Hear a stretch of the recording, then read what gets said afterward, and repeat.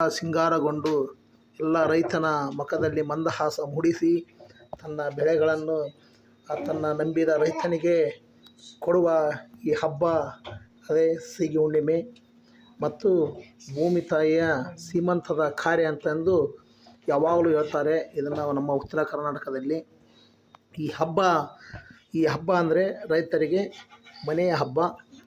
ಎಲ್ಲ ರೈತರು ಈ ಹಬ್ಬವನ್ನು ಬಹಳ ಭೂಮಿ ತಾಯಿಗೆ ಪೂಜೆ ಮಾಡಿ ನಮಸ್ಕರಿಸಿ ಸದಾಕಾಲ ಭೂಮಿ ನಮ್ಮನ್ನು ಕೈ ಬಿಡದಂಗೆ ಇರಲಿ, ತಾಯಿ ಆಶೀರ್ವಾದ ಸದಾ ನಮಗಿರಲಿ ಅಂತ ಸದಾ ಆ ತಾಯಿ ನಮ್ಮ ಮೇಲೆ ಸದಾ ಕಣ್ಣನ್ನು ಕೊಟ್ಟಿರ್ತಾಳೆ.